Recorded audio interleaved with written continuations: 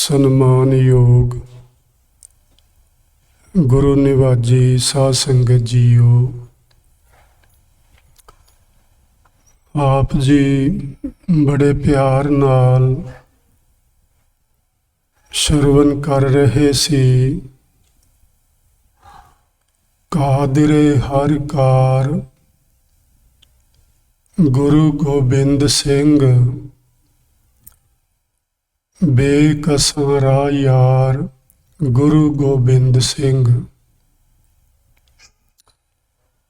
ਇਹ ਬਾਣੀ ਭਾਈ ਨੰਦ ਲਾਲ ਜੀ ਦੀ ਹੈ, ਜਿਨ੍ਹਾਂ ਨੇ ਗੁਰੂ ਗੋਬਿੰਦ ਸਿੰਘ ਮਹਾਰਾਜ ਜੀ ਦੀ ਲੰਮਾ ਸਮਾਂ ਸੰਗਤ ਕੀਤੀ ਤੇ ਉਹਨਾਂ ਅੰਦਰ ਜੋ ਗੁਣ ਵੇਖੇ, ਉਹਨਾਂ ਦਾ ਉਹਨਾਂ ਨੇ ਆਪਣੀ ਭਾਸ਼ਾ ਫਾਰਸੀ ਵਿੱਚ ਵਰਣਨ ਕੀਤਾ।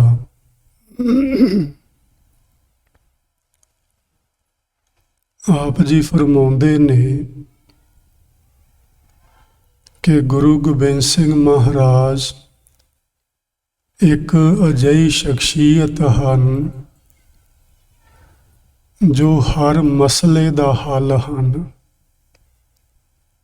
ਹਰ ਮਸਲੇ ਨੂੰ ਸਮਝਣ ਵਾਲੇ ਤੇ ਉਸ ਦਾ ਹੱਲ ਕਰਨ ਵਾਲੇ ਹਨ।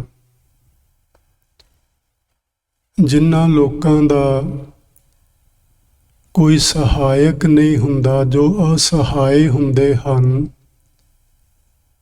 ਉਹਨਾਂ ਦੀ ਸਹਾਇਤਾ ਕਰਨ ਵਾਲੇ ਹਨ ਗੁਰੂ ਗੋਬਿੰਦ ਸਿੰਘ। ਜੇ ਆਪਾਂ ਇਸ ਤਰ੍ਹਾਂ ਵੇਖ ਲਈਏ ਕਿ ਕਸ਼ਮੀਰ ਤੋਂ ਪੰਡਿਤ ਲੋਕ ਗੁਰੂ ਗੋਬਿੰਦ ਸਿੰਘ ਮਹਾਰਾਜ ਦੇ ਹੁੰਦਿਆਂ ਗੁਰੂ ਤੇਗ ਬਹਾਦਰ ਸਾਹਿਬ ਦੀ ਸ਼ਰਨ ਵਿੱਚ ਆਏ ਸਨ, ਉਹ ਆਪਣੇ ਆਪ ਨੂੰ ਅਸਹਾਏ ਮਹਿਸੂਸ ਕਰ ਰਹੇ ਸਨ। ਉਹਨਾਂ ਨੂੰ ਇਉਂ ਲੱਗਦਾ ਸੀ ਕਿ ਇਸ ਪੂਰੀ ਧਰਤੀ ਉੱਤੇ ਸਾਡੀ ਸਹਾਇਤਾ ਕਰਨ ਵਾਲਾ ਕੋਈ ਨਹੀਂ। ਦਰਬਾਰ ਵਿੱਚ ਖਲੋਤਿਆਂ ਨੂੰ ਵੇਖ ਕੇ ਗੋਬਿੰਦ ਰਾਏ ਜੀ ਨੇ ਪੁੱਛਿਆ ਸੀ ਪਿਤਾ ਗੁਰੂ ਤੇਗ ਬਹਾਦਰ ਸਾਹਿਬ ਮਹਾਰਾਜ ਜੀ ਨੂੰ, ਇਹ ਕੌਣ ਹਨ? ਤੇ ਆਪਣੇ ਆਪ ਨੂੰ ਇੰਨੇ ਉਦਾਸ ਤੇ ਥੱਲੇ ਡਿੱਗੇ ਹੋਏ ਮਨ ਵਾਲੇ ਕਿਉਂ ਮਹਿਸੂਸ ਕਰ ਰਹੇ ਹਨ? ਗੁਰੂ ਤੇਗ ਬਹਾਦਰ ਸਾਹਿਬ ਮਹਾਰਾਜ ਜੀ ਨੇ ਆਖਿਆ ਸੀ, ਬੇਟਾ, ਔਰੰਗਜ਼ੇਬ ਇਹਨਾਂ ਉੱਤੇ ਜ਼ੁਲਮ ਕਰਦਾ ਹੈ, ਇਹਨਾਂ ਦੇ ਜਨੇਊ ਉਤਾਰਦਾ ਹੈ, ਇਹਨਾਂ ਨੂੰ ਇਸਲਾਮ ਵਿੱਚ ਕਨਵਰਟ ਕਰਦਾ ਹੈ ਤੇ ਜਿਹੜਾ ਨਹੀਂ ਹੁੰਦਾ ਉਸ ਨੂੰ ਇਹ ਕਤਲ ਕਰਦਾ ਹੈ। ਇਹਨਾਂ ਨੂੰ ਕਿਤੋਂ ਸਹਾਇਤਾ ਨਹੀਂ ਮਿਲੀ ਤੇ ਗੁਰੂ ਨਾਨਕ ਸਾਹਿਬ ਦਾ ਘਰ ਵੇਖ ਕੇ ਸਹਾਇਤਾ ਮੰਗਣ ਲਈ ਆਏ ਨੇ। ਗੋਬਿੰਦ ਰਾਏ ਜੀ ਨੇ ਪੁੱਛਿਆ, ਫਿਰ ਇਹਨਾਂ ਦੀ ਸਹਾਇਤਾ ਕੌਣ ਕਰ ਸਕਦਾ ਤੇ ਕਿਵੇਂ ਕਰ ਸਕਦਾ ਹੈ? ਗੁਰੂ ਤੇਗ ਬਹਾਦਰ ਮਹਾਰਾਜ ਜੀ ਨੇ ਦੋ ਬਚਨ ਆਖੇ ਸਨ, ਇਹਨਾਂ ਦੀ ਸਹਾਇਤਾ ਉਹ ਕਰ ਸਕਦਾ ਹੈ ਜਿਹੜਾ ਪੂਰਨ ਪੁਰਸ਼ ਹੋਵੇ,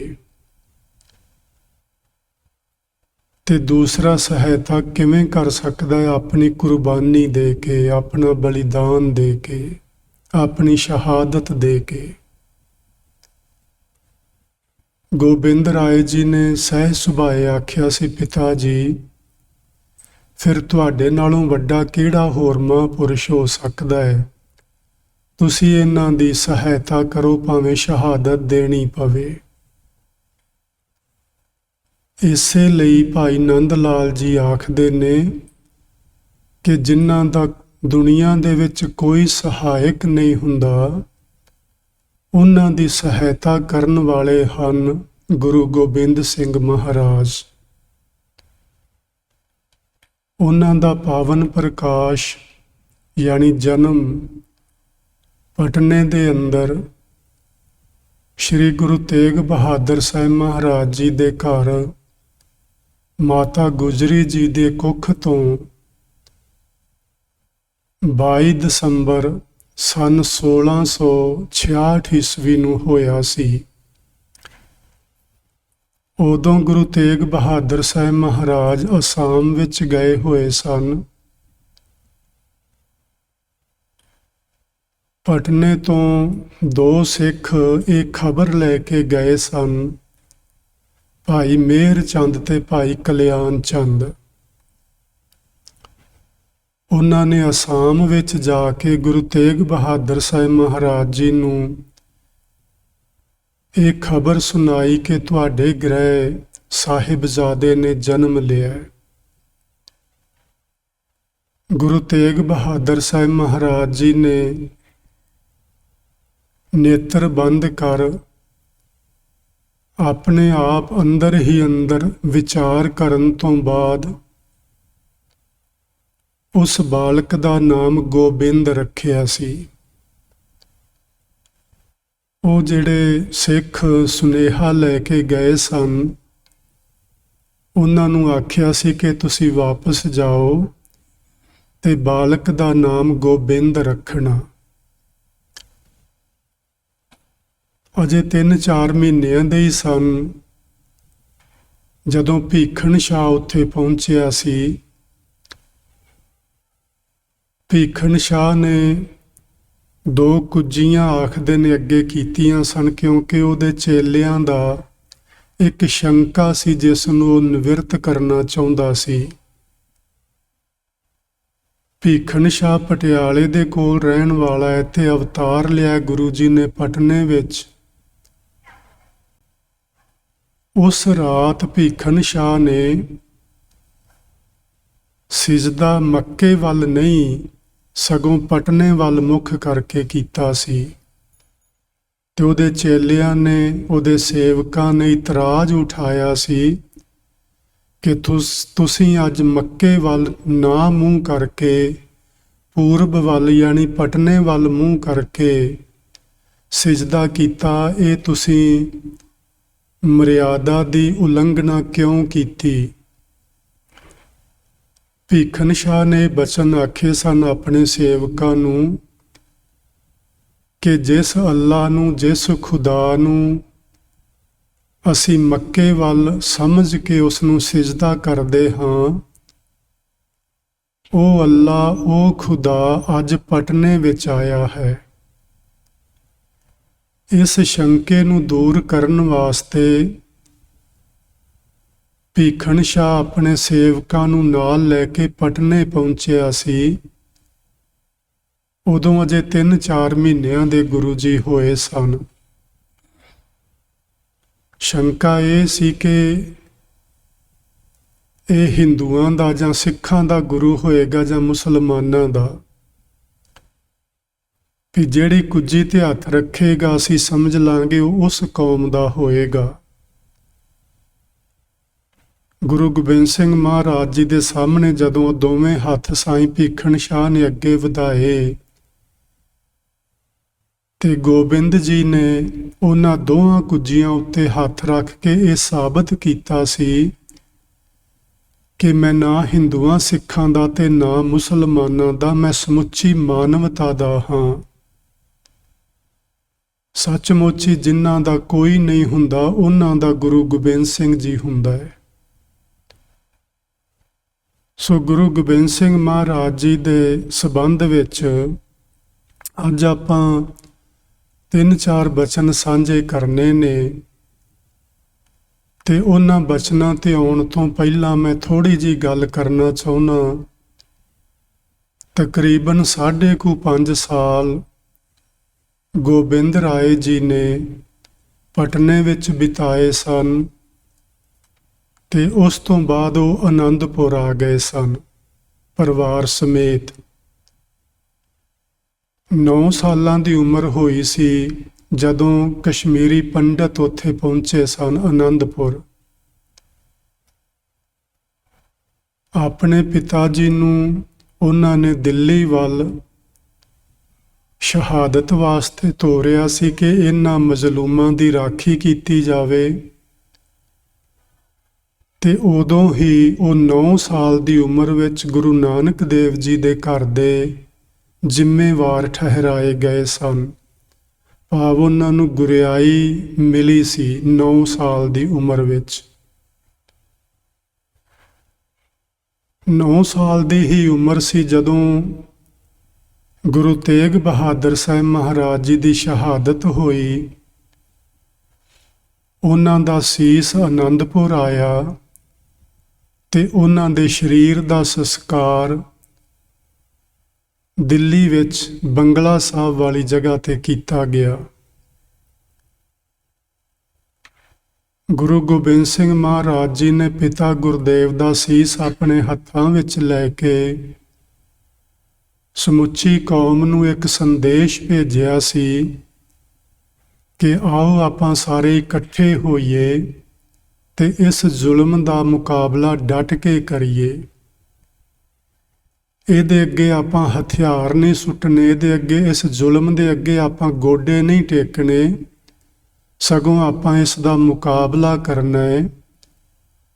ਤੇ ਮੁਕਾਬਲਾ ਮੈਂ ਇਕੱਲੇ ਨੇ ਨਹੀਂ ਕਰਨਾ, ਆਪਾਂ ਸਾਰਿਆਂ ਨੇ ਮਿਲ ਕੇ ਕਰਨਾ ਹੈ। 22 ਧਾਰ ਦੇ ਹਿੰਦੂ ਪਹਾੜੀ ਰਾਜਿਆਂ ਨੂੰ ਗੁਰੂ ਜੀ ਨੇ ਕਈ ਵਾਰ ਬੁਲਾਇਆ, ਕਈ ਉਹਨਾਂ ਦੇ ਨਾਲ ਮੀਟਿੰਗਾਂ ਹੋਈਆਂ। ਇਹ 1675 ਦੀ ਗੱਲ ਹੈ। 1687 ਵਿੱਚ ਉਹਨਾਂ ਨੇ ਪਹਿਲਾ ਯੁੱਧ ਲੜਿਆ ਸੀ, ਜਿਸ ਨੂੰ ਪੰਗਾਣੀ ਦਾ ਯੁੱਧ ਆਖਦੇ ਨੇ। ਉਹ ਹਿੰਦੂ ਪਹਾੜੀ ਰਾਜਿਆਂ ਦੇ ਨਾਲ ਲੜਿਆ ਗਿਆ ਸੀ। ਉਹਦੇ ਵਿੱਚ ਉਹਨਾਂ ਦੀ ਜਿੱਤ ਹੋਈ। ਉਨੀ ਦਿਨੀ ਹੀ ਸਾਹਿਬਜ਼ਾਦਾ ਅਜੀਤ ਸਿੰਘ ਦਾ ਜਨਮ ਹੋਇਆ ਸੀ ਪਟਨੇ ਵਿਖੇ, ਪਾਉਂਟਾ ਸਾਹਿਬ ਵਿਖੇ। ਜੰਗ ਜਿੱਤ ਕੇ ਗੁਰੂ ਜੀ ਆਏ, ਪਤਾ ਲੱਗਾ ਬਾਲਕ ਦਾ ਜਨਮ ਹੋਇਆ ਤੇ ਉਹਦਾ ਨਾਂ ਰੱਖਿਆ ਸੀ ਅਜੀਤ। ਲੋਕਾਂ ਨੇ ਵਧਾਈਆਂ ਦਿੱਤੀਆਂ ਸਨ ਕਿ ਤੁਸੀਂ ਮੈਦਾਨ ਜਿੱਤਿਆ ਹੈ। ਗੁਰੂ ਜੀ ਨੇ ਆਖਿਆ ਸੀ ਮੈਂ ਨਹੀਂ ਜਿੱਤਿਆ, ਭਈ ਜੀਤ ਮੇਰੀ ਕਿਰਪਾ ਅਕਾਲ ਤੇਰੀ। ਇਹ ਜਿਹੜੀ ਤੁਹਾਨੂੰ ਮੇਰੀ ਜਿੱਤ ਨਜ਼ਰ ਆ ਰਹੀ ਹੈ, ਇਹ ਅਕਾਲ ਪੁਰਖ ਦੀ ਕਿਰਪਾ ਦੁਆਰਾ ਹੋਇਆ ਹੈ। 1699 ਵਿੱਚ ਗੁਰੂ ਜੀ ਨੇ ਖਾਲਸਾ ਪੰਥ ਦੀ ਸਿਰਜਣਾ ਕੀਤੀ ਸੀ।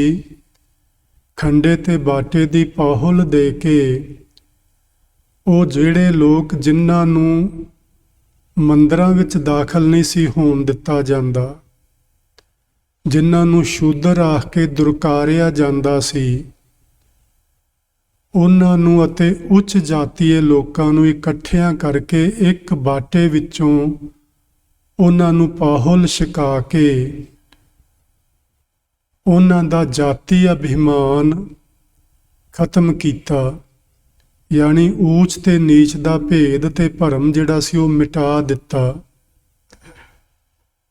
ਇਸੇ ਲਈ ਅੱਜ ਸਿੱਖ ਕੌਮ ਦੇ ਅੰਦਰ ਕਿਸੇ ਜਾਤੀਵਾਦ ਨੂੰ ਕੋਈ ਜਗ੍ਹਾ ਨਹੀਂ।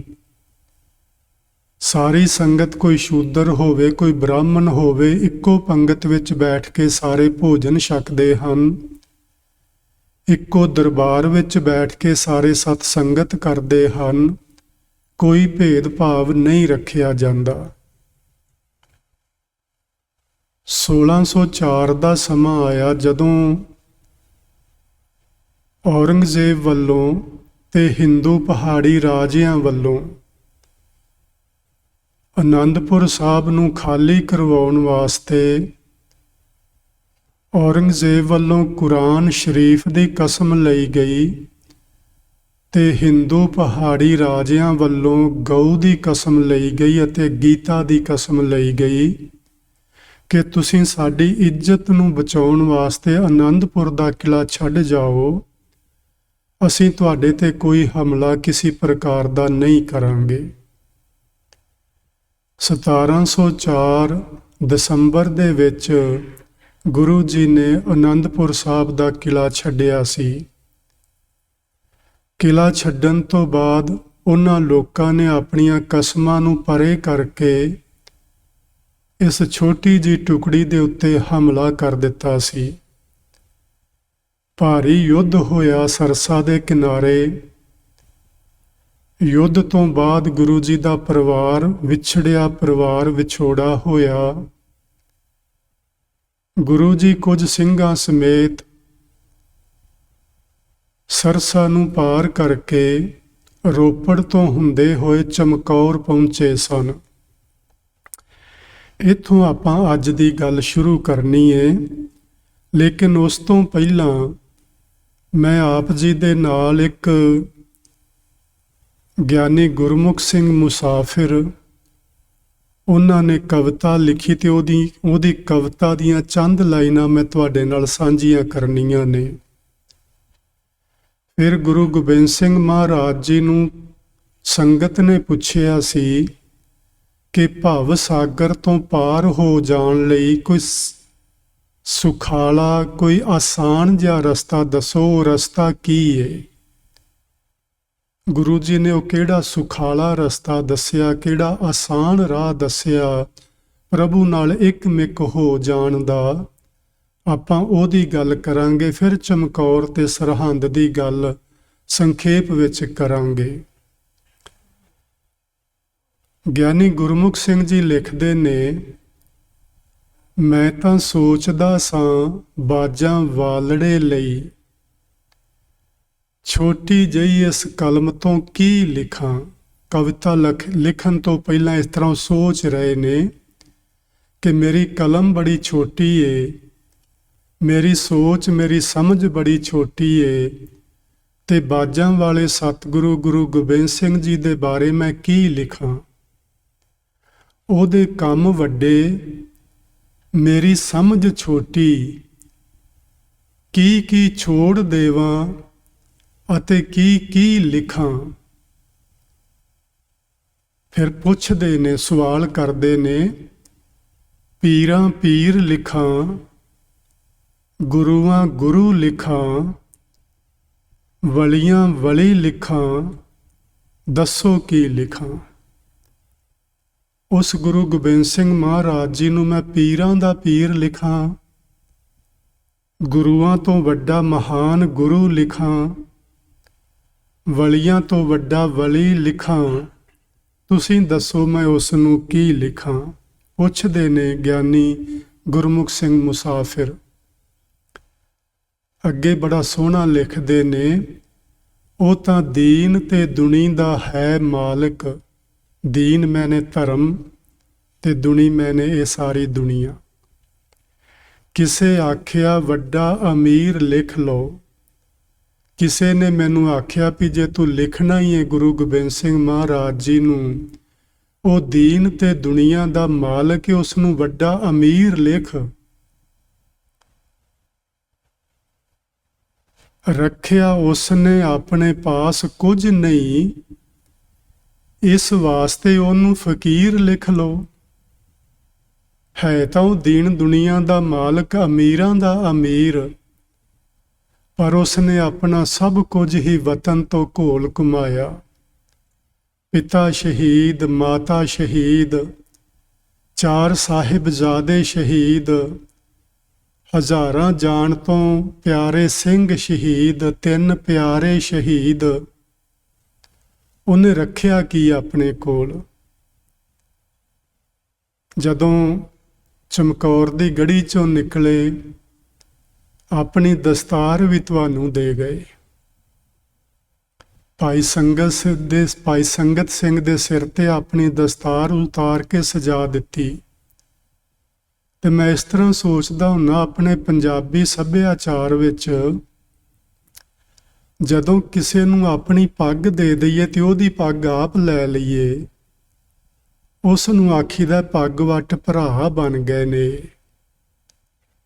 ਮੈਂ ਕਈ ਵਾਰੀ ਸੋਚਦਾ ਹੁੰਨਾ, ਗੁਰੂ ਗੋਬਿੰਦ ਸਿੰਘ ਮਹਾਰਾਜ ਜੀ ਨੇ ਇਹ ਬਚਨ ਆਖਿਆ ਸੀ, ਜਦੋਂ ਚਮਕੌਰ ਦੀ ਗੜੀ ਚੋਂ ਨਿਕਲਣ ਲੱਗੇ ਸਨ ਤੇ ਭਾਈ ਦਇਆ ਸਿੰਘ ਜੀ ਨੇ ਆਖਿਆ, ਸਾਹਿਬਜ਼ਾਦਿਆਂ ਦੀਆਂ ਲਾਸ਼ਾਂ ਉੱਤੇ ਮੈਂ ਆਪਣੇ ਕਮਰ ਕੱਸੇ ਨੂੰ ਪਾੜ ਕੇ ਇਹ 2 ਗਜ਼ ਕੱਪੜਾ ਉਹਨਾਂ ਦੇ ਚਿਹਰਿਆਂ ਤੇ ਪਾ ਕੇ ਚਿਹਰੇ ਢੱਕਦਿਆਂ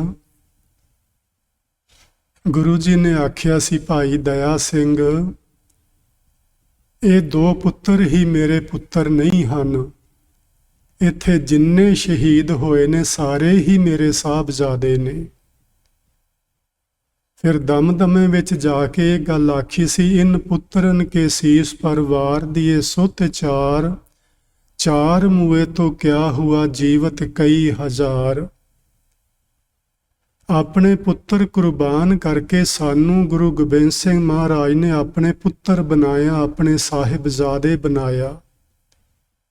ਤੇ ਮੈਂ ਇਸ ਤਰ੍ਹਾਂ ਸੋਚਦਾ ਸਾਂ, ਆਪਣੀ ਦਸਤਾਰ ਦੇ ਕੇ ਸਾਨੂੰ ਉਹਨਾਂ ਨੇ ਆਪਣੇ ਭਰਾ ਵੀ ਬਣਾਇਆ। ਉਹਨੇ ਕੁਝ ਵੀ ਨਹੀਂ ਰੱਖਿਆ ਆਪਣੇ ਕੋਲ, ਇਸ ਵਾਸਤੇ ਉਹਨੂੰ ਫਕੀਰ ਲਿਖ ਲਓ। ਜਦੋਂ ਗੜੀ ਛੱਡੀ, ਦਸਤਾਰ ਤੇ ਕਲਗੀ ਵੀ ਨਾ ਰਹੀ, ਪੈਰਾਂ ਵਿੱਚ ਜੋੜਾ ਵੀ ਨਾ ਰਿਹਾ, ਨੀਲਾ ਘੋੜਾ ਵੀ ਅੱਜ ਕੋਲ ਨਹੀਂ ਸੀ। ਅੱਜ ਬਾਜਾਂ ਵਾਲਾ, ਅਖਵਾਉਣ ਵਾਲਾ ਬਾਜਾਂ ਤੋਂ ਵੀ ਬਿਨਾਂ ਹੀ ਸੀ। ਅੱਜ ਨਾ ਤਾਜ ਸੀ, ਨਾ ਬਾਜ ਸੀ, ਨਾ ਘੋੜਾ ਸੀ, ਨਾ ਸਿੰਘ ਸਨ, ਨਾ ਸਾਹਿਬਜ਼ਾਦੇ ਸਨ, ਨਾ ਆਨੰਦਪੁਰ ਸੀ, ਨਾ ਉਹ ਸ਼ਾਹੀ ਤਖਤ ਸੀ, ਨਾ ਉਹ ਪ੍ਰਸਾਦੀ ਹਾਥੀ ਸੀ, ਨਾ ਉਹ ਚੰਦਨ ਦੀ ਚੌਂਕੀ ਸੀ। ਅੱਜ ਕੁਝ ਵੀ ਕੋਲ ਨਹੀਂ, ਪਰ ਇੱਕ ਚੀਜ਼ ਉਹਨਾਂ ਨੇ ਹਮੇਸ਼ਾ ਸੰਭਾਲ ਕੇ ਰੱਖੀ। ਆਪਾਂ ਅੱਗੇ ਜਾ ਕੇ ਕਿਤੇ ਉਹ ਵੀ ਗੱਲ ਕਰਾਂਗੇ। ਗੁਰਮੁਖ ਸਿੰਘ ਜੀ ਲਿਖਦੇ ਨੇ, ਕੀਤਾ ਸਾਫ਼ ਮੈਦਾਨ ਤਲਵਾਰ ਫੜ ਕੇ। ਮੈਦਾਨ ਸਾਫ਼ ਕਰਨ ਤੋਂ ਮਤਲਬ ਹੈ ਔਰੰਗਜ਼ੇਬ ਦੇ ਨਾਲ ਐਸੀ ਟੱਕਰ ਲਈ ਕਿ ਔਰੰਗਜ਼ੇਬ ਪਛਤਾਵਾ ਕਰਦਾ ਹੀ ਮਰ ਗਿਆ ਸੀ। ਜਦੋਂ ਗੁਰੂ ਗੋਬਿੰਦ ਸਿੰਘ ਮਹਾਰਾਜ ਜੀ ਦਾ ਜ਼ਫਰਨਾਮਾ ਉਸਨੇ ਪੜ੍ਹਿਆ ਸੀ, ਉਸ ਤੋਂ ਬਾਅਦ ਉਹ ਬਹੁਤੇ ਦਿਨ ਜਿੰਦਾ ਨਹੀਂ ਰਹਿ ਸਕਿਆ। ਇੰਨਾ ਪਛਤਾਵਾ ਅੰਦਰ ਲੱਗਾ ਕਿ ਮੈਂ ਕਰ ਕੀ ਬੈਠਾ। ਨਾ ਮੈਨੂੰ ਦੁਨੀਆ ਵਿੱਚ ਇੱਜ਼ਤ ਮਿਲਣੀ ਤੇ ਨਾ ਮੈਨੂੰ ਅੱਲਾ ਦੀ ਦਰਗਾਹ ਵਿੱਚ ਹੁਣ ਜਗ੍ਹਾ ਮਿਲਣੀ ਹੈ। ਮੈਂ ਆਪਣੀ ਜ਼ਿੰਦਗੀ ਵਿੱਚ ਸੋਚਦਾ ਸਾਂ ਬੜਾ ਚੰਗਾ ਕੁਝ ਕਰ ਲਿਆ ਹੈ, ਪਰ ਹੁਣ ਸਮਝ ਆਈ ਆ ਚਿੱਠੀ ਪੜ੍ਹ ਕੇ, ਆ ਜ਼ਫਰਨਾਮਾ ਪੜ੍ਹ ਕੇ, ਕਿ ਮੈਂ ਤੇ ਚੰਗਾ ਇਨਸਾਨ ਹੀ ਨਹੀਂ ਬਣ ਪਾਇਆ। ਮੈਂ ਚੰਗਾ ਬਾਦਸ਼ਾਹ ਕਿੱਥੋਂ ਬਣਨਾ ਸੀ। ਜਦੋਂ ਮਰਨ ਲੱਗਾ ਸੀ, ਉਹਨੇ ਇੱਕ ਕਾਗਜ਼ ਦੇ ਟੁਕੜੇ ਉੱਤੇ 2 ਅੱਖਰ ਲਿਖ ਕੇ ਆਪਣੇ ਸਿਰਹਾਣੇ ਹੇਠਾਂ ਰੱਖੇ ਹੋਏ ਸਨ, ਜੋ ਇਤਿਹਾਸਕ ਚਿੱਠੀ ਹੈ ਉਸ ਦੀ।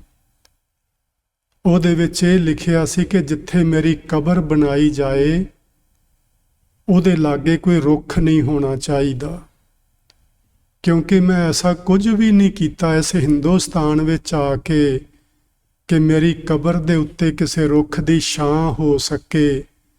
ਯਾਨੀ ਮੈਂ ਇਸ ਹਿੰਦੁਸਤਾਨ ਦੇ ਕਿਸੇ ਰੁੱਖ ਦੀ ਛਾਂ ਮਾਨਣ ਦੇ ਯੋਗ ਵੀ ਨਹੀਂ ਰਹਿ ਗਿਆ।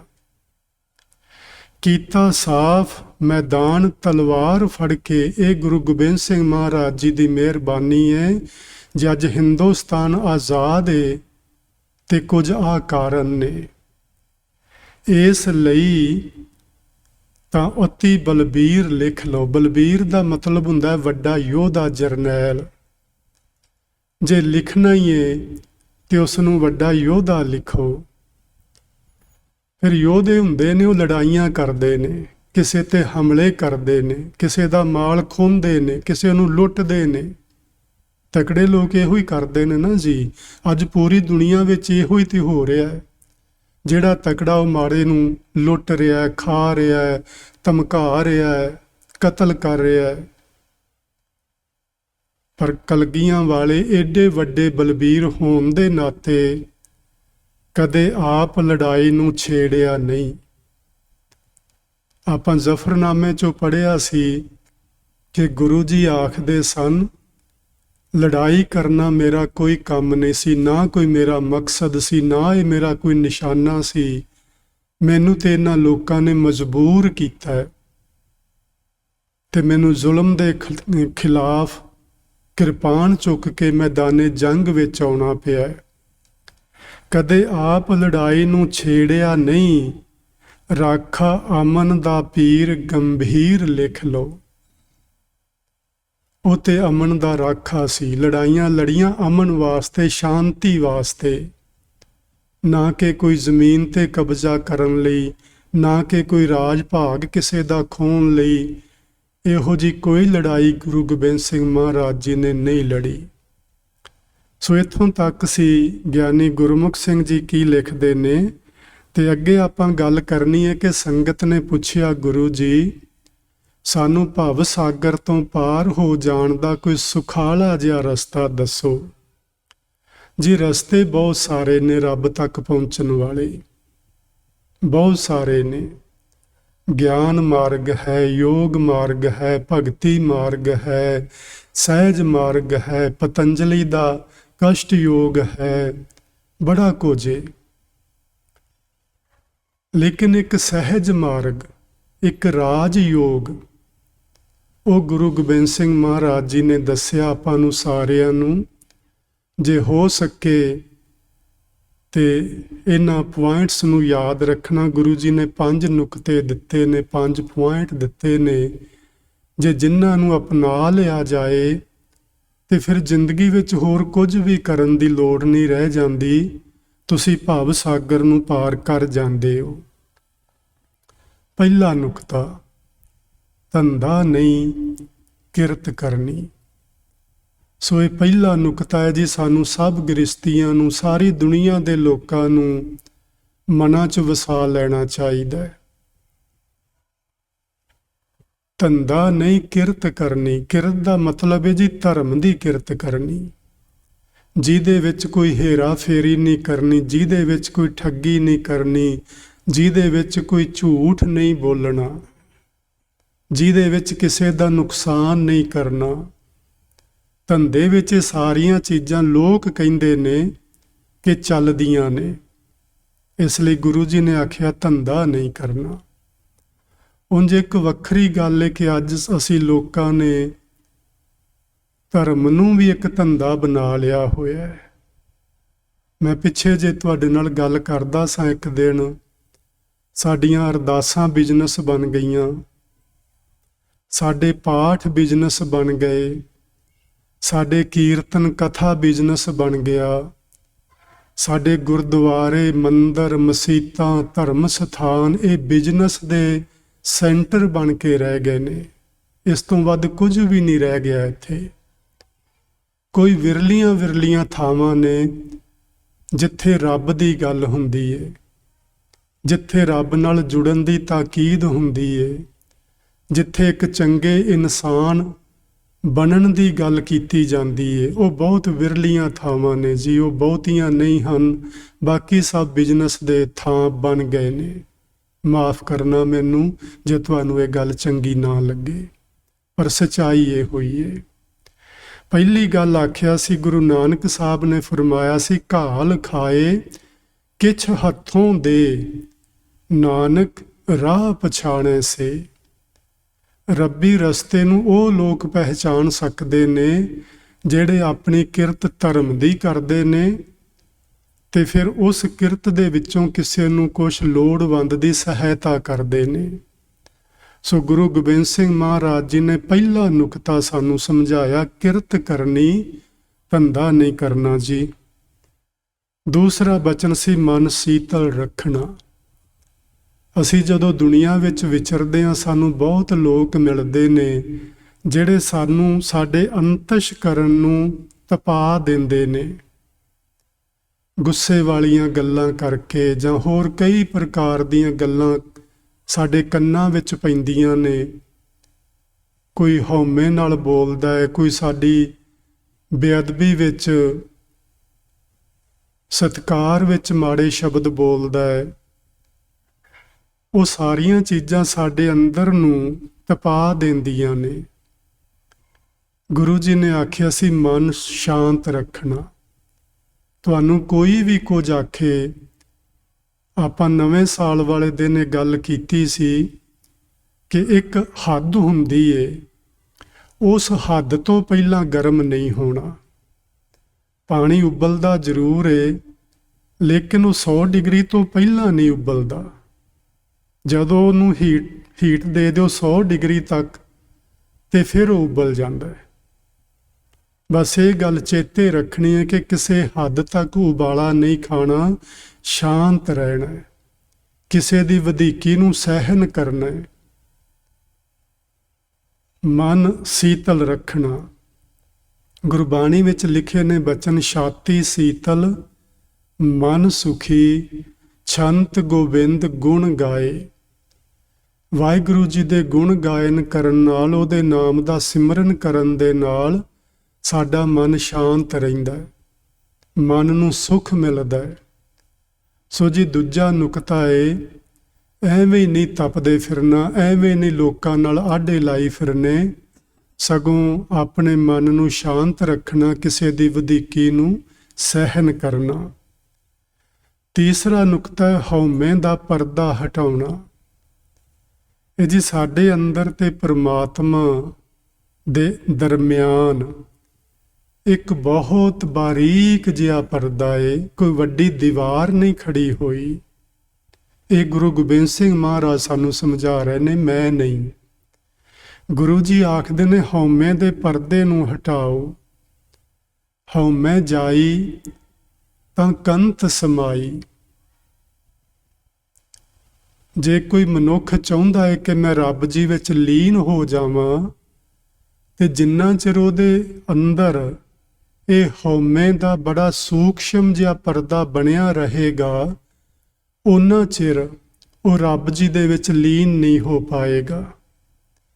ਜਿਵੇਂ ਹੀ ਉਹ ਬਾਰੀਕ ਪਰਦਾ ਟੁੱਟੇਗਾ ਤੇ ਰੱਬ ਜੀ ਕੋਈ ਦੂਰ ਨਹੀਂ ਹਨ, ਬਸ ਉਹ ਬਾਰੀਕ ਜਿਹਾ ਪਰਦਾ ਹੀ ਹੈ ਵਿੱਚ, ਉਸ ਨੂੰ ਪਰੇ ਕਰਨਾ। ਹਉ ਹਉ ਭੀਤ ਭਇਓ ਹੈ ਬੀਚੋ।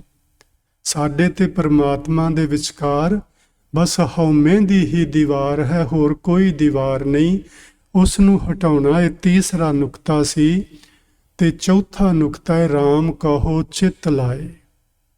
ਜਦੋਂ ਵੀ ਤੁਸੀਂ ਸਿਮਰਨ ਕਰੋ, ਜਿੰਨਾ ਵੀ ਚਿਰ ਕਰੋ, ਮੈਂ ਨਹੀਂ ਕਹਿੰਦਾ ਘੰਟਿਆਂ ਬੱਧੀ ਕਰੋ, 5 ਮਿੰਟ ਹੀ ਕਰੋ, 7 ਮਿੰਟ ਹੀ ਕਰੋ, ਜਾਂ ਜਿੰਨਾ ਸਮਾਂ ਤੁਸੀਂ ਕਰ ਸਕੋ ਓਨਾ ਹੀ ਕਰੋ, ਪਰ ਜਿੰਨਾ ਚਿਰ ਕਰੋ, ਭਾਈ ਰੇ ਰਾਮ ਕਹੋ ਚਿੱਤ ਲਾਏ, ਹਰ ਜਸ ਵਖਰ ਲੈ ਚੱਲੋ, ਸ਼ਹੁ ਦੇਖੈ ਪਤੀ ਆਏ। ਮਾਲਕ ਦੇ ਦਰ ਤੇ ਇਹ ਸੱਚੀ ਰਾਸ਼ੀ ਲੈ ਕੇ ਆਪਾਂ ਪਹੁੰਚਣਾ, ਵਾਹਿਗੁਰੂ ਜੀ ਦੇ ਨਾਮ ਵਾਲੀ। ਤੇ ਇਹ ਰਾਸ਼ੀ, ਇਹ ਧਨ ਕਿਵੇਂ ਇਕੱਠਾ ਕੀਤਾ ਜਾ ਸਕਦਾ ਹੈ? ਰਾਮ ਕਹੋ ਚਿੱਤ ਲਾਏ। ਇੱਕ ਵਾਰੀ ਵਾਹਿਗੁਰੂ ਬੋਲੋ ਤੇ ਚਿੱਤ ਲਾ ਕੇ ਬੋਲੋ। ਵਾਹਿਗੁਰੂ ਬੋਲਦਿਆਂ 1 ਸੈਕਿੰਡ ਲੱਗਦਾ ਹੈ। ਉਹ 1 ਸੈਕਿੰਡ ਮਨ ਬਾਹਰ ਨਾ ਜਾਏ। ਉਹ 1 ਸੈਕਿੰਡ ਜਦੋਂ ਅਸੀਂ ਵਾਹਿਗੁਰੂ ਬੋਲਣਾ ਹੈ, ਉਦੋਂ ਮਨ ਟਿਕ ਜਾਏ ਤੇ ਸਮਝ ਲੈਣਾ ਤੁਹਾਡੀ ਜ਼ਿੰਦਗੀ ਦਾ 1 ਸੈਕਿੰਡ ਸਮਾਂ ਉਹ ਸਫਲ ਹੋ ਗਿਆ। ਇਸ ਤਰ੍ਹਾਂ 1-1 ਸੈਕਿੰਡ ਕਰਕੇ ਤੁਸੀਂ 24 ਘੰਟਿਆਂ ਵਿੱਚ ਲੰਮਾ ਸਮਾਂ ਸੇਵ ਕਰ ਸਕਦੇ ਹੋ। ਉਸ ਖਜ਼ਾਨੇ ਵਿੱਚ ਤੁਸੀਂ ਇਹ ਧਨ, ਇਹ ਰਾਸ਼ੀ ਜਮ੍ਹਾਂ ਕਰਵਾ ਸਕਦੇ ਹੋ। ਬਸ ਗੱਲ ਇੰਨੀ ਹੈ, ਚਿੱਤ ਲਾ ਕੇ ਆਖਣਾ। ਤੇ 5ਵਾਂ ਨੁਕਤਾ ਉਹਨਾਂ ਨੇ ਦੱਸਿਆ ਸੀ, ਮਰਨਾ ਚੀਤ ਰੱਖਣਾ। ਮਰਨ ਨੂੰ ਨਹੀਂ ਭੁਲਾਉਣਾ। ਜਦੋਂ ਸਾਨੂੰ ਮੌਤ ਵਿਸਰਦੀ ਹੈ ਨਾ ਜੀ, ਉਪੱਦਰ ਅਸੀਂ ਉਦੋਂ ਹੀ ਕਰਦੇ ਹਾਂ। ਹਉਮੈ ਵਾਲੀਆਂ ਗੱਲਾਂ ਉਦੋਂ ਹੀ ਹੁੰਦੀਆਂ ਨੇ ਜਦੋਂ ਮੌਤ ਦਾ ਚੇਤਾ ਭੁੱਲ ਜਾਏ। ਜੇ ਮੌਤ ਯਾਦ ਹੈ ਜੀ, ਵੀ ਪਤਾ ਹੀ ਨਹੀਂ ਅਗਲਾ ਸਾਹ ਆਉਣਾ ਹੈ ਕਿ ਨਹੀਂ ਆਉਣਾ, ਤੇ ਜਿਸ ਵੀ ਬੰਦੇ ਨੂੰ ਇਹ ਗੱਲ ਯਾਦ ਰਹੇਗੀ ਵੀ ਪਤਾ ਹੀ ਨਹੀਂ ਮੈਂ ਗੁਰਦੁਆਰੇ ਦੀ ਬਿਲਡਿੰਗ ਤੋਂ ਬਾਹਰ ਨਿਕਲਣਾ ਹੈ ਕਿ ਨਹੀਂ ਨਿਕਲਣਾ, ਕੀ ਉਹ ਮਾੜਾ ਕਰੇਗਾ? ਕੀ ਉਹ ਕਿਸੇ ਨੂੰ ਮਾੜਾ ਬੋਲੇਗਾ? ਕੀ ਉਹ ਹਉਮੈ ਵਾਲੇ ਬਚਨ ਕਰੇਗਾ? ਬਿਲਕੁਲ ਨਹੀਂ ਕਰੇਗਾ। ਸਿਰਫ ਮੌਤ ਨੂੰ ਚੇਤੇ ਰੱਖਣਾ। ਸੋ ਇਹ 5 ਨੁਕਤੇ ਗੁਰੂ ਸਾਹਿਬ ਨੇ ਦੱਸੇ ਸਨ। ਤੇ ਜਿਹੜਾ 5ਵਾਂ ਨੁਕਤਾ ਹੈ ਨਾ, ਮਰਨਾ ਚੀਤ ਰੱਖਣਾ, ਭਾਈ ਮੂਲਾ ਗੁਰੂ ਨਾਨਕ ਸਾਹਿਬ ਉਹਦੇ ਨਾਲ ਗੱਲਬਾਤ ਕਰਦੇ ਸਨ। ਤੇ ਉਹਨੂੰ ਇਹ ਗੱਲ ਆਖੀ ਸੀ, ਭਾਈ ਮੂਲਿਆ ਤੂੰ ਮਰਨ ਤੋਂ ਡਰਦਾ ਲੁਕ ਤੇ ਗਿਆ ਹੈ ਆਪਣੇ ਘਰ, ਪਰ ਇਹ ਮਰਨ ਦਾ ਤੇ ਪਤਾ ਹੀ ਨਹੀਂ ਇਹਨੇ ਕਿੱਥੇ ਆ ਜਾਣਾ ਹੈ। ਜਿੱਥੇ ਲੁਕਿਆ ਸੀ ਉੱਥੇ ਹੀ ਮਰਿਆ ਸੀ। ਇਹ ਤੁਹਾਨੂੰ ਸਾਰਿਆਂ ਨੂੰ ਹਿਸਟਰੀ ਪਤਾ ਹੈ। ਮੌਤ ਤੋਂ ਕਦੀ ਲੁਕਿਆ ਨਹੀਂ ਜਾ ਸਕਣਾ। ਲੋਕਾਂ ਨੇ ਵੱਡੇ ਵੱਡੇ ਸ਼ੀਸ਼ਿਆਂ ਦੇ ਮਹੱਲ ਬਣਾ ਕੇ ਉਹਨਾਂ ਦੇ ਵਿੱਚ ਆਪਣੇ ਆਪ ਨੂੰ ਛੁਪਾ ਕੇ ਰੱਖਿਆ ਸਾਗਰ ਦੇ ਵਿੱਚ, ਕਿ ਮੈਂ ਬਚਿਆ ਰਹਾ, ਉੱਥੇ ਮੌਤ ਕਿਵੇਂ ਪਹੁੰਚੇਗੀ। ਪਰ ਮੌਤ ਉੱਥੇ ਵੀ ਪਹੁੰਚ ਗਈ। ਰਾਵਣ ਕਹਿੰਦੇ ਨੇ ਉਹਨੇ ਕਾਲ ਤੇ ਜਿੱਤ ਹਾਸਲ ਕਰ ਲਈ ਸੀ, ਕਾਲ ਨੂੰ ਪਾਵੇ ਨਾਲ ਬੰਨ੍ਹ ਲਿਆ ਸੀ। ਪਰ ਇੱਕ ਸਮਾਂ ਆਇਆ ਜਦੋਂ ਉਹ ਆਪ ਵੀ ਕਾਲ ਵੱਸ ਹੋ ਗਿਆ, ਮਰਨਾ ਪਿਆ। ਸੋ ਗੁਰੂ ਨਾਨਕ ਸਾਹਿਬ ਨੇ ਆਖਿਆ ਸੀ, ਮਰਨ ਨਾ ਜਾਪੈ ਮੂਲਿਆ, ਆਵੈ ਕਿਤੈ ਥਾਏ। ਇਸ ਮਰਨ ਨੇ ਕਿਸ ਜਗ੍ਹਾ ਤੇ ਆ ਜਾਣਾ ਪਤਾ ਹੀ ਨਹੀਂ ਇਹਦਾ। ਇਸ ਲਈ ਇਹਦੇ ਤੋਂ ਭੱਜਣ ਦੀ ਲੋੜ ਨਹੀਂ, ਇਸ ਤੋਂ ਡਰਨ ਦੀ ਲੋੜ ਨਹੀਂ। ਜੇ ਜ਼ਰੂਰਤ ਹੈ ਤਾਂ ਸਿਰਫ ਇੰਨੀ ਹੈ ਕਿ ਇਸ ਨੂੰ ਯਾਦ ਰੱਖਿਆ ਜਾਏ। ਤੇ ਯਾਦ ਇਸ ਲਈ ਰੱਖਣਾ ਹੈ ਕਿ ਮਾੜਿਆਂ ਕੰਮਾਂ ਤੋਂ ਬਚਿਆ ਜਾਏ। ਆਪਣੇ ਪੰਜਾਬ ਵਿੱਚ ਟਰੈਕਟਰਾਂ, ਟਰਾਲੀਆਂ, ਟਰੱਕਾਂ ਉੱਤੇ ਨਾ ਇੱਕੋ ਸਲੋਗਨ ਜਿਹਾ ਲਿਖਿਆ ਹੁੰਦਾ ਹੈ, ਈਸ਼ਵਰ ਅਤੇ ਮੌਤ ਕੋ ਹਮੇਸ਼ਾ ਯਾਦ ਰੱਖੋ। ਇੱਥੇ ਉਹ ਦੋ ਨੁਕਤੇ ਆਏ ਨੇ, ਉਹੋ ਹੀ ਨੇ। ਰਾਮ ਕਹੋ ਚਿਤ ਲਾਏ, ਈਸ਼ਵਰ ਕੋ ਯਾਦ ਰੱਖੋ। ਮਰਨਾ ਚੀਤ ਰੱਖਣਾ, ਈਸ਼ਵਰ ਅਤੇ ਮੌਤ ਕੋ ਹਮੇਸ਼ਾ ਯਾਦ ਰੱਖੋ। ਸੋ ਇਹ ਜੀ 5 ਨੁਕਤੇ ਗੁਰੂ ਗੋਬਿੰਦ ਸਿੰਘ ਮਹਾਰਾਜ ਜੀ ਨੇ ਸਾਨੂੰ ਦਿੱਤੇ ਨੇ, ਜਿਹੜੇ ਜ਼ਿੰਦਗੀ ਨੂੰ ਸਫਲ ਕਰਨ ਦਾ ਇੱਕ ਬੜਾ ਸੁਖਾਲਾ ਰਸਤਾ ਹੈ। ਜਿਹੜੇ ਨੁਕਤਿਆਂ ਨੂੰ ਜ਼ਿੰਦਗੀ ਵਿੱਚ ਅਪਣਾ ਕੇ ਅਸੀਂ ਰੱਬ ਦੇ ਦਰ ਘਰ ਵਿੱਚ ਪ੍ਰਵਾਨ ਹੋ ਸਕਦੇ ਹਾਂ। ਇਸ ਤੋਂ ਅੱਗੇ ਚੱਲੀਏ। ਗੁਰੂ ਗੋਬਿੰਦ ਸਿੰਘ ਮਹਾਰਾਜ ਜੀ ਸਰਸਾ ਤੋਂ ਨਿਕਲ ਕੇ ਰੋਪੜ ਤੋਂ ਹੁੰਦੇ ਚਮਕੌਰ ਚਲੇ ਗਏ ਸਨ, ਤੇ ਚਮਕੌਰ ਵਾਲੀ ਘਟਨਾ ਆਪਾਂ ਸ਼ੁੱਕਰਵਾਰ ਵਾਲੇ ਦਿਨ ਸਮਝ ਲਈ ਸੀ।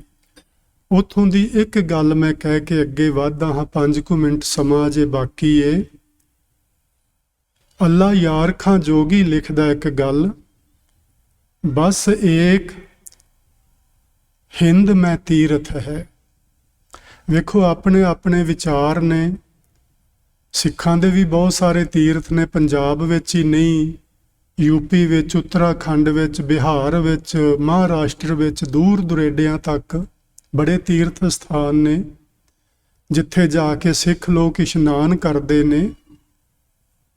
ਹਿੰਦੂਆਂ ਦੇ 68 ਤੀਰਥ ਨੇ ਹਿੰਦੁਸਤਾਨ ਦੇ ਅੰਦਰ, ਪਰ ਅੱਲਾ ਯਾਰ ਖਾਂ ਜੋਗੀ, ਉਹਦੀ ਆਪਣੀ ਇੱਕ ਸੋਚ ਕੰਮ ਕਰਦੀ ਏ।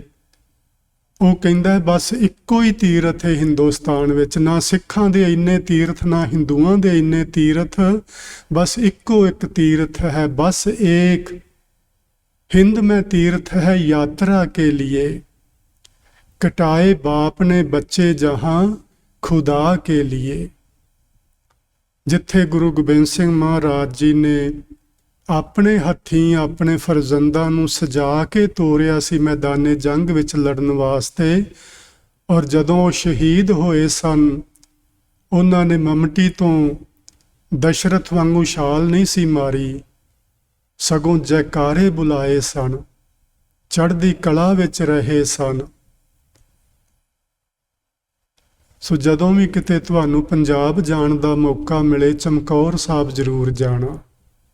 अल्लाह यार खां जोगी कहंदा बस इक्को एक तीरथ है हिंदुस्तान दे अंदर, जिथे जाके बंदे नू सिजदा करना ही चाहिदा है।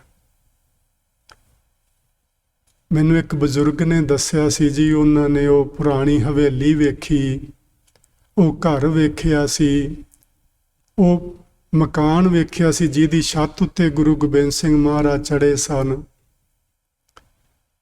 ਪਰ ਮਾੜੀ ਕਿਸਮਤ ਸਾਡੀ, ਉਹ ਕੋਈ ਜਗ੍ਹਾ ਅੱਜ ਨਹੀਂ, ਕਿਤੇ ਵੀ ਨਹੀਂ ਮਿਲਦੀ।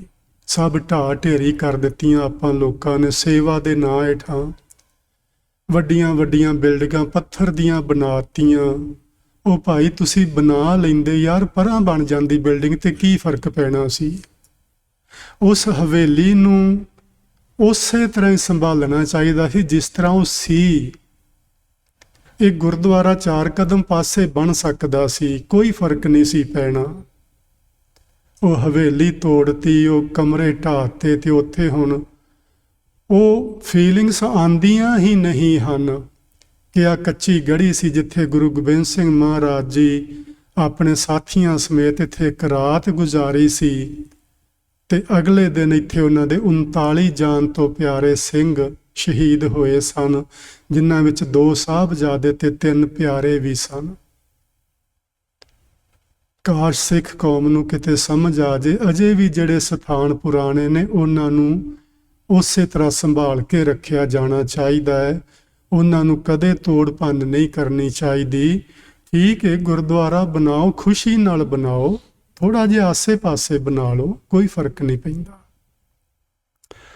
ਸੋ ਜੀ ਮੇਰੀ ਮਜਬੂਰੀ ਹੈ, ਕਿਉਂਕਿ ਟਾਈਮ ਜਿਹੜਾ ਹੈ ਉਹ ਤੇ ਕਿਸੇ ਨੂੰ ਮੁਆਫ ਨਹੀਂ ਕਰਦਾ, ਉਹ ਚੱਲਦਾ ਜਾਂਦਾ। ਤੇ ਮੇਰਾ ਮਨ ਸੀ ਕਿ ਮੈਂ ਫਤਿਹਗੜ੍ਹ ਸਾਹਿਬ ਦੇ ਸੰਬੰਧ ਵਿੱਚ ਤੁਹਾਡੇ ਨਾਲ ਕੋਈ ਬਚਨ ਕਰਾਂਗਾ, ਪਰ ਉਹ ਅੱਜ ਨਹੀਂ ਮੈਂ ਕਰ ਪਾਵਾਂਗਾ। ਫਿਰ ਕਦੀ ਸਮਾਂ ਬਣਿਆ ਤੇ ਮੈਂ ਤੁਹਾਡੇ ਨਾਲ ਜ਼ਰੂਰ ਗੱਲ ਕਰਾਂਗਾ। ਪਰ ਇੱਕ ਗੱਲ ਕਵੀ ਕਿਬਰੀਆ ਖਾਂ ਕਹਿੰਦਾ ਹੈ, ਕਿਆ ਦਸ਼ਮੇਸ਼ ਪਿਤਾ ਤੇਰੀ ਬਾਤ ਕਰੂੰ ਜੋ ਤੂਨੇ ਪਰ ਉਪਕਾਰ ਕੀਏ। ਗੁਰੂ ਕਲਗੀਆਂ ਵਾਲੇ ਦੇ ਉਪਕਾਰ ਗਿਣਨ ਲੱਗੀ ਹੈ, ਸੱਚੀ ਮੈਂ ਸੋਚਦਾ ਸਾਂ ਸਾਰੀ ਜ਼ਿੰਦਗੀ ਗਿਣੀ ਜੋ ਪੂਰੇ ਨਹੀਂ ਹੋਣ ਵਾਲੇ। ਇੱਕ ਖਾਲਸ ਖਾਲਸਾ ਪੰਥ ਸਜਾ ਜਾਤੋਂ ਕੇ ਭੇਦ ਨਿਕਾਲ ਦੀਏ। ਆ ਜਿਹੜੀ ਉੱਚੀ ਨੀਵੀਂ ਜਾਤੀ ਸੀ, ਕੋਈ ਉਹ ਸ਼ੂਦਰ ਤੇ ਉਹ ਬ੍ਰਾਹਮਣ ਹੈ, ਗੁਰੂ ਜੀ ਨੇ ਆਖਿਆ ਆਓ ਇਕੱਠੇ ਹੋਈਏ ਤੇ ਇਸ ਜ਼ੁਲਮ ਦਾ ਮੁਕਾਬਲਾ ਡਟ ਕੇ ਕਰੀਏ।